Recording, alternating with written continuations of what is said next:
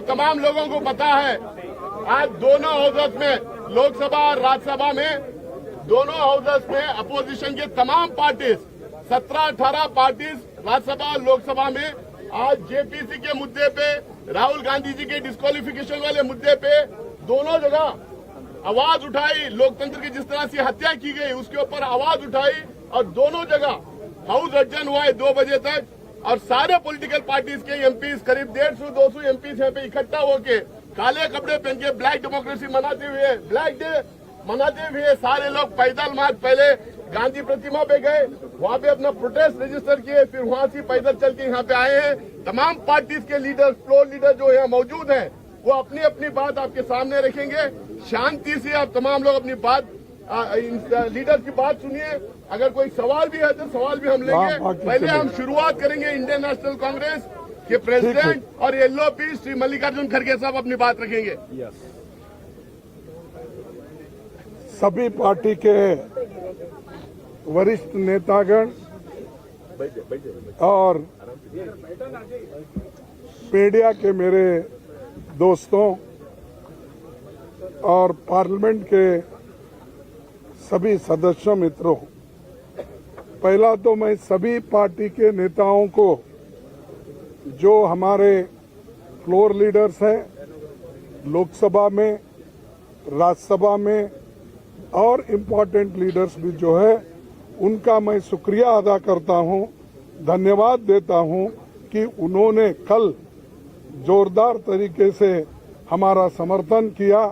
राहुल गांधी जी का जो defamation case में डिस्क्वालीफाई जो हमारे स्पीकर ने किया था, उसके बारे में डेमोक्रेसी की हालत देश में क्या है, किस ढंग से चल रही है, इसके लिए वो सभी पार्टी चिंतित है।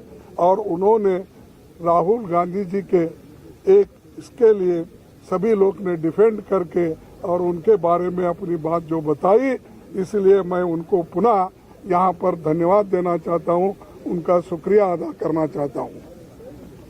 भाइयों, दूसरी चीज ये है कि आज हम काले कपड़े के ड्रेस में क्यों आए कि ये नहीं कि किसी को बताने के लिए नहीं, हम ये दिखाना चाहते हैं कि इस देश में डेमोक्रेसी को मोदी जी एक एक करके खत्म कर रहे हैं। एक तो पहले ऑटोनोमस बॉडीज को खत्म करते हुए आए, दूसरी तरह जो कानूनी तहत लोग चुनाव में जीत के आए, उनको डरा धमका के उन्होंने हर जगह अपनी सरकार बनाने में गए। तीसरी बात, जो लोग झुकते नहीं उनको झुकाने के लिए ईडी का इस्तेमाल, सीबीआई का इस्तेमाल उन्होंने किया और कर रहे हैं भी। और हर एक चीज को ऑथेंटिसिटी पूछते हैं पार्लियामेंट में और राज्यसभा में।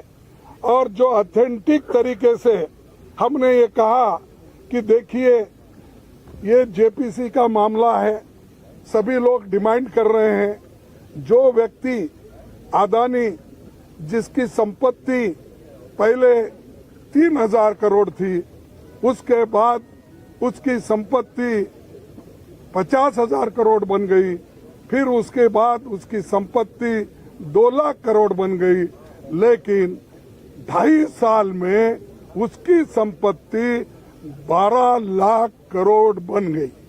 ये कैसा बना? इसके लिए राहुल गांधी जी ने पार्लियामेंट में चंद प्रश्न पूछे।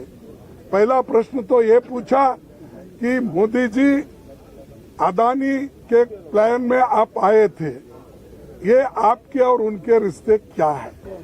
दूसरा प्रश्न इनका था कि जो अदानी इतना छोटा इंडस्ट्रियलिस्ट है, उसको इतना बड़ा आपने किया, इसका कारण क्या है? और तीसरा, आप फॉरेन कंट्री जब जा रहे हैं, दूसरे मुल्कों पे जब जाते हैं, उनको प्लेन में लेके जाते हैं, कितने बार लेके गए? चौथा प्रश्न ये था कि आप जहाँ जहाँ जाते हो उसी वक्त वो भी वहाँ पर आके मिलते हैं, उसका कारण क्या है? और पांचवी बात यह है कि जब आप वहां पर जाते हैं, वहां के प्राइम मिनिस्टर्स, वहां के फॉरेन मिनिस्टर्स, वहां के कैपिटलिस्ट लोगों के साथ मिलवाते हो। ये क्या बात है? इन चीजों को आप उत्तर दे दो। और छोटे से समय पे एक आदमी इतना पैसा कमा सकता है, जब देश में 50% लोग अभी भी उनकी इनकम केवल गरीबी रेखा के नीचे है। लेकिन ऐसे बड़े लोगों का जो आज संपत्ति बढ़ रहा है, इतना फास्ट बढ़ रहा है, कोई पर कैपिटा इनकम दूसरों का उतना नहीं बढ़ रहा है। इसके लिए जो सवाल किए थे, उन सवालों का जवाब वो नहीं दे सके। और पूरे पार्टी के नेता लोग यहाँ पर जो जितने भी पार्टियां, हमारे 18 पार्टी आज आए हैं, एक भी पार्टी मिस नहीं हुआ। सभी मिलके यही मुद्दा पूछ रहे कि भाई आप ज्वाइंट पार्लियामेंट्री कमेटी बिठाओ, उसमें खुल के आएगा, सत्यता बाहर आएगी, रिकॉर्ड्स देखेंगे और रिकॉर्ड्स छानबीन करने के बाद जो चीज बाहर आएगी वो सबको मालूम होगा, ट्रांसपेरेंसी होगी। और आपको ये भी मालूम होगा कि हम जो ये डिमांड कर रहे हैं, ये डिमांड क्यों कर रहे हैं, ये भी लोगों को मालूम होगा। तो ये जो चीजें हैं उनके फाइल भी जांच हो गई। और आप जेपीसी करने को क्यों डर रहे हो? आपका तो मेजॉरिटी है, 2/3 मेजॉरिटी है, बहुमत है। हम तो अल्पमत में हैं और मेंबर्स जो बनेंगे ज्वाइंट पार्लियामेंट्री कमेटी के, वो तुम्हारे ज्यादा बनेंगे, बीजेपी के ज्यादा बनेंगे, या तुम्हारे दोस्तों को मिला के और ज्यादा हो जाएंगे। तो डर क्यों बात है? किस बात से डर रहे हो? इसका मतलब है कि दाल में कुछ काला है, इसीलिए वो डर रहे हैं। और जो लोग डरते हैं कभी ना कभी मरते भी हैं।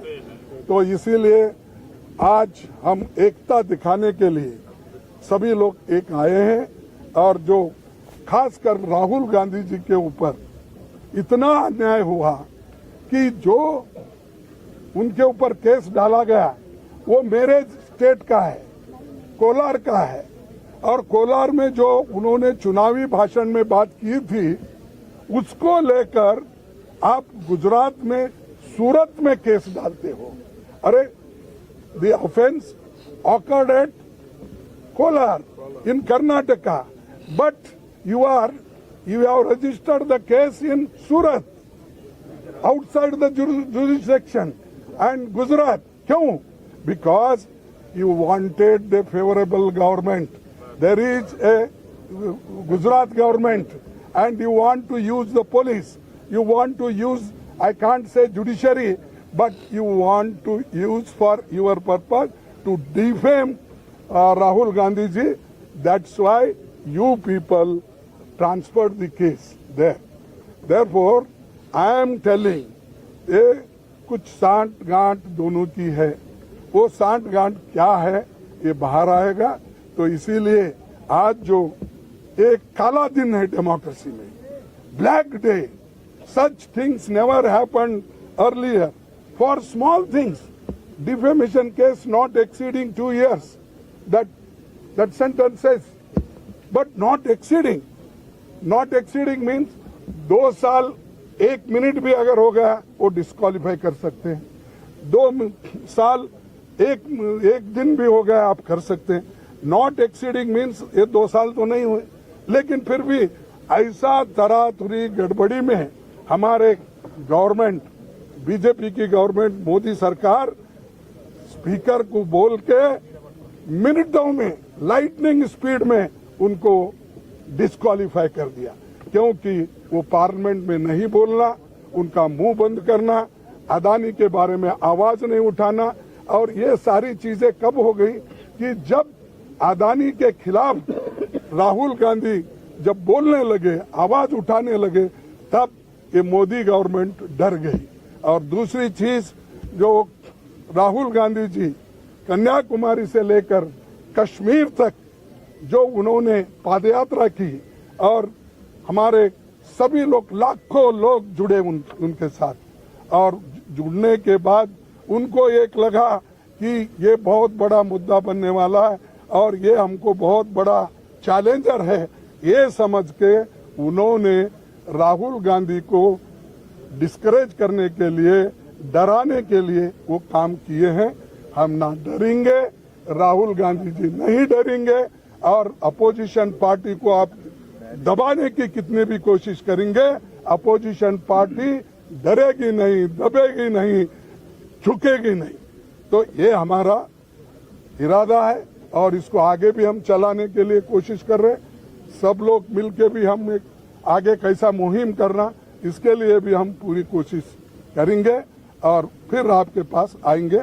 आपको भी धन्यवाद, आप लोगों ने जो इस हमारे मुहिम को आपने सपोर्ट किया, इसलिए आपको धन्यवाद देते हुए हमारे लीडर्स को बात करने के लिए मैं अपना स्वागत आमंत्रण दूंगा।